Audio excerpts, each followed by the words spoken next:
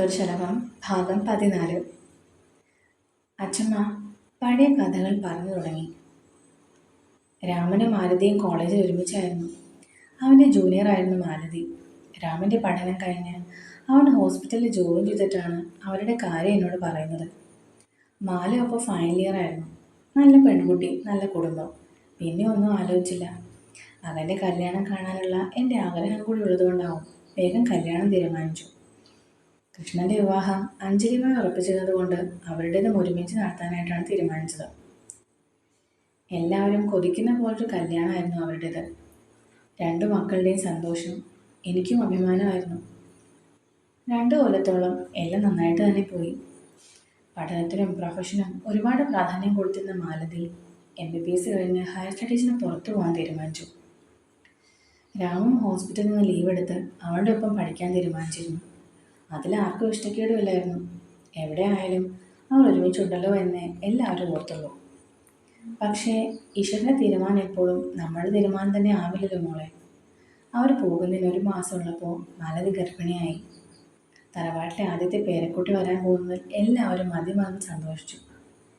പക്ഷേ മാലതിയുടെ മനസ്സിൽ മാത്രം ആ സന്തോഷം ഉണ്ടായില്ല. അവൾ ആ കുഞ്ഞിനെ വേണ്ടെന്ന് രാമനോട് പറഞ്ഞു. പക്ഷേ കുഞ്ഞെന്ന സ്വപ്നം മനസ്സിൽ കൊതിച്ചു പോയ റാം അത് സമ്മതിച്ചില്ല. മാലതി ഇക്കാര്യം പറഞ്ഞപ്പോൾ ഞങ്ങൾ ആരും അതിന് സമ്മതിച്ചില്ല. ആദ്യത്തെ പേരക്കുട്ടിയെ കിട്ടാൻ ഞങ്ങളും സ്വാർത്ഥരായി. എല്ലാവരും എതിർത്തു. ഞങ്ങളുടെ തീരുമാനത്തിൽ മാലുവിൻ്റെ വീട്ടുകാർ ഞങ്ങളുടെ കൂടെ നിന്നു. അവസാനം എല്ലാവരുടെയും നിർബന്ധത്തിലും ഭീഷണിയിലും അവൾ അബോർഷൻ ചെയ്തില്ല. പക്ഷേ അന്ന് ഞങ്ങളെടുത്ത തീരുമാനം എത്ര വലിയ തെറ്റായതാണെന്ന് പിന്നീടാണ് ഞങ്ങൾക്ക് മനസ്സിലായത്. അബോർഷൻ ചെയ്തില്ലെങ്കിലും അവൾ പ്രതിഷേധിച്ചു.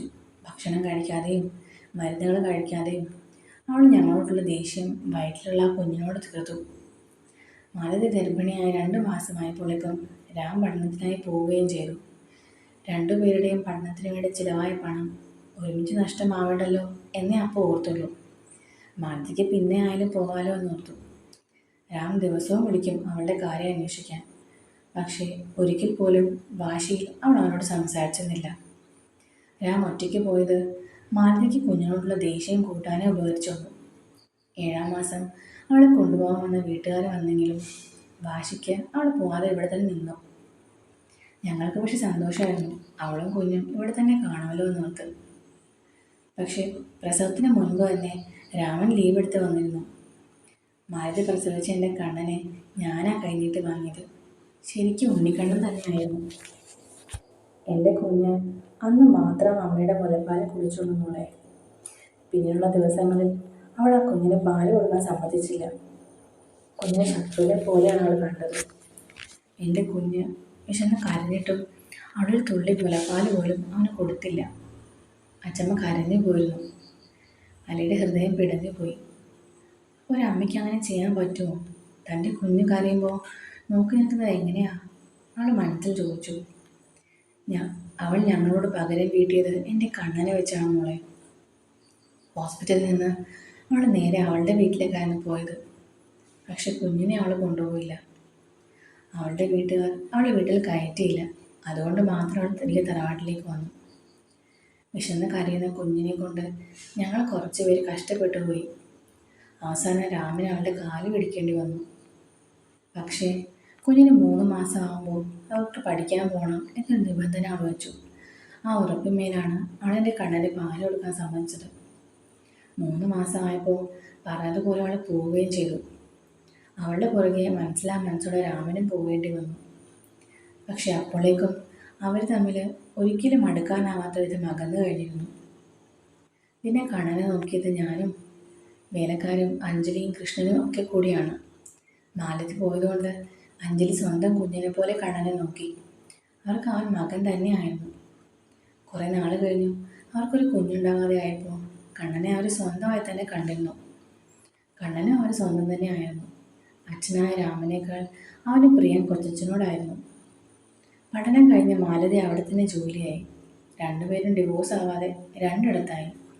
പരസ്പരം സ്നേഹമില്ലാതെ ഒരു ജീവിതം നയിച്ചു. കണ്ണന് 12 വയസ്സുള്ളപ്പോഴാണ് അഞ്ജലിക്ക് ലക്ഷ്യം ഉണ്ടാവുന്നത്. സ്വന്തം ചോരയിലൊരു കുഞ്ഞു വന്നപ്പോൾ അഞ്ജലി എൻ്റെ കണ്ണനെ മനഃപൂർവ്വം മറന്നു കളഞ്ഞു മോളെ. എൻ്റെ കണ്ണൻ എന്ത് ചെയ്തിട്ടാ? അവർക്ക് അച്ഛൻ്റെയും അമ്മയുടെയും സ്നേഹം കൊടുത്തത് അവനല്ലേ? അവന് കൂടി കുറച്ച് സ്നേഹം കൊടുത്തിരുന്നെങ്കിൽ അഞ്ജലിക്ക് എന്തായിരുന്നു നഷ്ടമാവുന്നത്? അവളെൻ്റെ കുഞ്ഞിനെ മറന്നു കളഞ്ഞു. ചെറിയമ്മയ്ക്ക് വന്നപ്പോൾ എന്നെ വേണ്ടാന്ന് പറഞ്ഞ് കരഞ്ഞ കണ്ണനെ എനിക്കിപ്പോഴും ഓർമ്മയുണ്ട് മോളെ. എൻ്റെ ഹൃദയം തകർന്നു പോയി എൻ്റെ കുഞ്ഞിൻ്റെ സങ്കടത്തിൽ. അന്ന് എൻ്റെ കുഞ്ഞ് ഒരുപാട് വിഷമിച്ചു. ആ സമയത്താണ് ഞാൻ അവന് പറഞ്ഞു കൊടുത്തത് അവൻ്റെ അമ്മ ആരാണെന്ന്. എന്തോ പിന്നീട് ഒരിക്കലും അവൻ അമ്മയെക്കുറിച്ച് ചോദിച്ചിട്ടില്ല. എല്ലാ മാസവും വരുന്ന ഗ്രീറ്റിംഗ് കാർഡുകളും മിഠായിയും ഡ്രസ്സും ഒക്കെ ആയിരുന്നു അവൻ അച്ഛനുണ്ടായിട്ടും കണ്ണന് ആവശ്യമുള്ളപ്പോൾ അവനും എൻ്റെ കുഞ്ഞിൻ്റെ കൂടെ ഉണ്ടായില്ല. അഞ്ജലി കണ്ണനോട് കാണിച്ച അവഗണനയൊന്നും കൃഷ്ണൻ അറിഞ്ഞിട്ടില്ല കേട്ടോ. എൻ്റെ കണ്ണനോ ഞാനോ പറഞ്ഞുമില്ല. എന്തിനാ അവളുടെ ജീവിതത്തിൽ കൂടി പ്രശ്നമാക്കുന്നതെന്ന് ഓർത്തു. ആ രണ്ടുപേരോടും എനിക്കൊരിക്കലും ക്ഷമിക്കാൻ പറ്റില്ല. അതിനുശേഷമാണ് കണ്ണനെയും കൊണ്ട് ഞാൻ അവിടെ നിന്ന് മാറുന്നത്. പല കാരണങ്ങൾ പറഞ്ഞാണ് ഞാൻ അവിടെ നിന്ന് ഇറങ്ങിയത്. കുറേ നാൾ എൻ്റെ കൂടെ സ്നേഹാലയത്തിൽ അവനുണ്ടായിരുന്നു. പിന്നെ അവനെ ഞാൻ ബോർഡിങ്ങിലാക്കി. അവന് തിരിച്ചു വരാൻ താല്പര്യമില്ലായിരുന്നു. കോളേജ് ആയപ്പോഴാണ് പിന്നെ അവൻ തറവാട്ടിൽ നിന്നത്. അവന് കൃഷ്ണനുമായി മാത്രമേ അവിടെ അടുപ്പമുണ്ടായിരുന്നുള്ളൂ.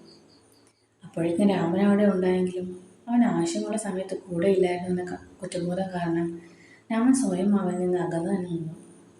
എല്ലാവർക്കും ഓരോരുടെ ന്യായങ്ങളുണ്ടായിരുന്നു. ആവശ്യമുണ്ടായപ്പോൾ ആരും അവനെ സ്നേഹിക്കാനുണ്ടായില്ല. അതാ ഇപ്പോൾ എല്ലാവരും ഉണ്ടായിട്ടും അവൻ ആ സ്നേഹം വേണ്ടാത്തത്. കണ്ണൻ നാട്ടിൽ ഡിഗ്രി ചെയ്യുന്ന സമയത്താണ് മാലതി തിരിച്ച് നാട്ടിലേക്ക് വരുന്നത്. അവളുടെ മകനെ അവൾക്ക് വേണമെന്ന് പറഞ്ഞുകൊണ്ട് കുറേ ബഹളം ഉണ്ടാക്കിയെങ്കിലും അവൻ അവളെ മൈൻഡ് പോലും ചെയ്തില്ല. അവസാനം അവൾ ആത്മഹത്യയ്ക്ക് ശ്രമിച്ചു. അതിനുശേഷമാണ് കണ്ണൻ അവളെ അമ്മയെന്ന് വിളിച്ചത് തന്നെ. ഒരുതരം ഭീഷണിയുടെ പുറത്ത്. പിന്നെ അവൾ തറവാട്ടിൽ താമസവും തുടങ്ങി. പിന്നെ കണ്ണൻ കോച്ചിങ്ങിന് ഡൽഹിയിലായിരുന്നു. ട്രെയിനിങ് ഒക്കെ കഴിഞ്ഞ് ഇപ്പോഴാണ് നാട്ടിലേക്ക് വന്നത്.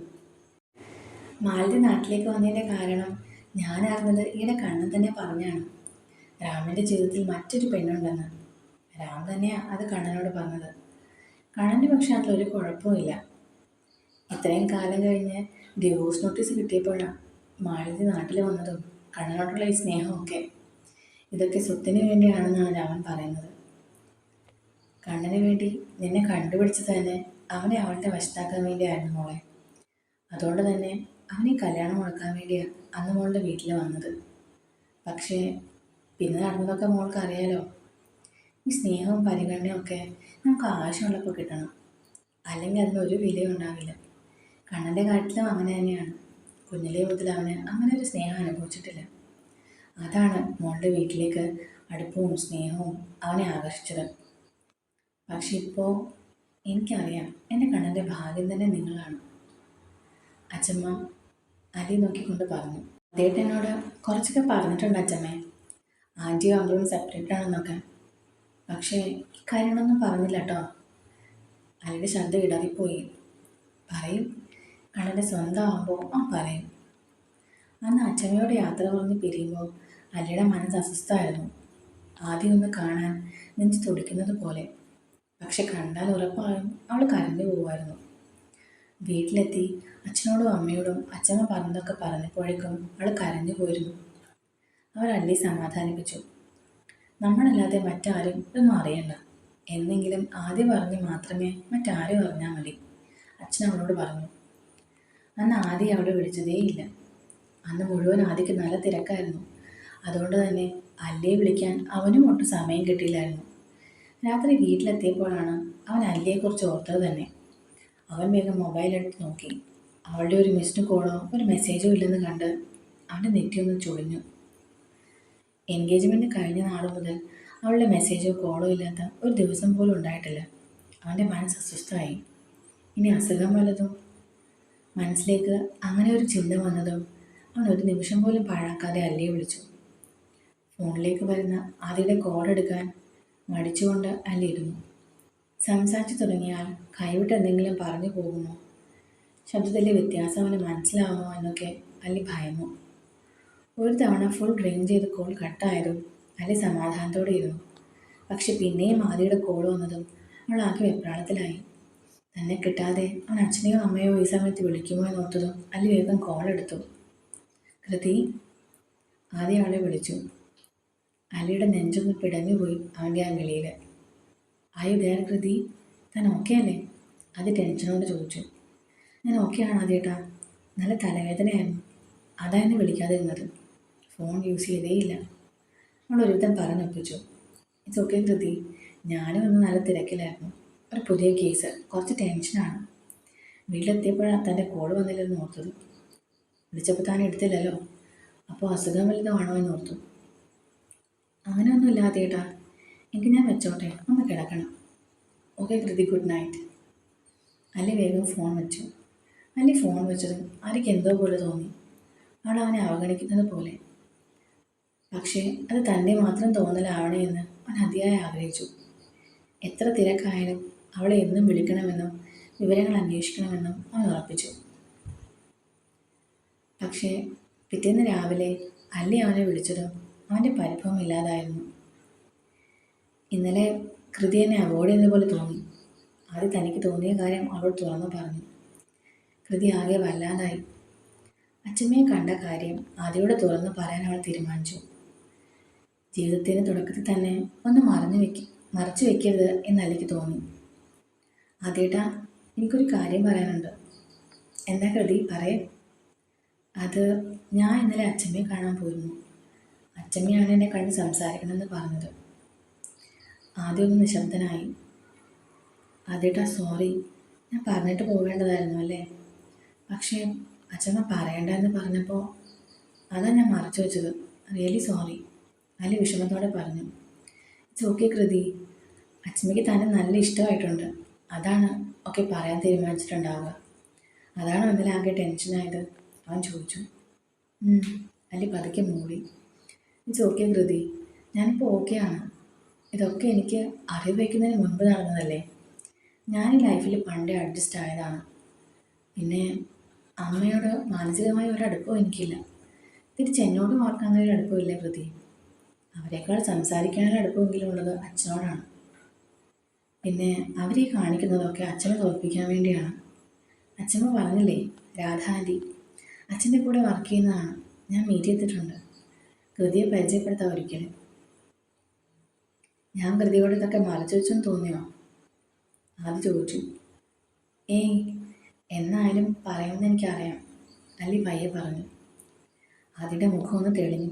താങ്ക്സ് കൃതി. ഓഫീസിൽ പോകാറായില്ലേ? കൃതി ചോദിച്ചു. പോണം. കൃതിക്കോ? ഞാൻ റെഡിയായി, ഇനി ഭക്ഷണം കഴിക്കണം. എന്നിട്ട് ഇറങ്ങും. ആദ്യമായിട്ട് കഴിച്ചോ? ഇല്ലടാ, ഫ്ലാറ്റിൽ തന്നെയാണ്. കോഫി കുടിച്ചു. ഇവിടെ അങ്ങനെ കുക്കിംഗ് ഇല്ല, എനിക്ക് ഒറ്റയ്ക്ക് മടിയാണ്. കൃതി വന്നിട്ട് നമുക്ക് ഒരുമിച്ച് കുക്ക് ചെയ്യാം അല്ലേ? അത് ചിരിയോടെ ചോദിച്ചു. മതി, ഞാനത്ര നല്ല കുക്കൊന്നും അല്ല, അല്ലി പറഞ്ഞു. ഞാനും അല്ല. നമുക്ക് പക്ഷെ ഇതൊക്കെ മതി. നമുക്കങ്ങനെ പരസ്പരം ഹെൽപ്പൊക്കെ ചെയ്ത് കുക്ക് ചെയ്യാടോ. എങ്കിൽ ആദ്യമായിട്ട് ഇറങ്ങിക്കോ, ഞാനും ചെല്ലട്ടെ. ബൈ. ബൈ കൃതി.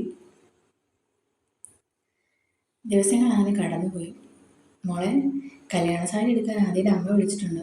നാളെ ഉച്ചയ്ക്ക് പോകണം. നമുക്ക് രാവിലെ തന്നെ പോവാം. നമ്മുടെയൊക്കെ എടുത്തിട്ട് ഉച്ചയാകുമ്പോൾ കല്യാണ സാരിയും എടുത്തിട്ട് പോരാം. നന്ദിനി ആലിയോടും ഒന്നുകൂടി ഓർമ്മിപ്പിച്ചു. ശരി അമ്മേ, ആലിയെ വിളിച്ച് അവിടെ എത്താൻ പറയേ, അവൾ പറഞ്ഞു. അന്ന് ആദ്യം വിളിച്ച് അവൾ നാളെ വരുന്ന കാര്യം പറഞ്ഞു. ഞാൻ വരുന്ന കാര്യം ഉറപ്പില്ല കൃതി. നാളെ മിനിസ്റ്റർ വരുന്നുണ്ട്. എനിക്ക് ഒട്ടും ഇറങ്ങാൻ പറ്റില്ല. ആണോ? അത് സാരില്ല. എന്തെങ്കിലും ഇഷ്ടമുണ്ടോ, ഏത് കളർ സാരി എടുക്കണമെന്നൊക്കെ?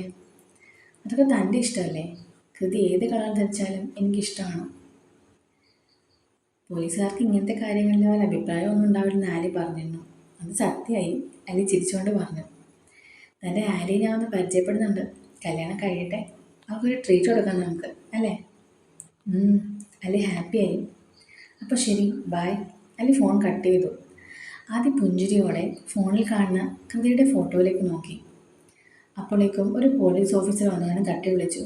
എന്താണ് ആദ്യ സാറേ, കല്യാണക്കാരായപ്പോൾ പുഞ്ചിരിയൊക്കെ? മഹേഷ്, ആദ്യയുടെ ജൂനിയർ ആയിരുന്നു. നിങ്ങളുടെ പോസ്റ്റിംഗ് ആയിട്ട് അധികം നാളായിട്ടില്ല. ആദ്യയുടെ നല്ലൊരു ഫ്രണ്ടാണ് മഹേഷ്. പുതിയ കേസിൽ ആദ്യം അസിസ്റ്റ് ചെയ്യുന്നത് മഹേഷാണ്. ആദ്യം അവൻ നോക്കി പുഞ്ചിരിച്ചുകൊണ്ട് കണ്ണടച്ച് കാണിച്ചു. പിന്നെയും കൃതിയുടെ ഫോട്ടോയിലേക്ക് നോക്കി. You are a magician Kriti. You bring wonder into my life. ആദ്യം മനസ്സിൽ പറഞ്ഞു.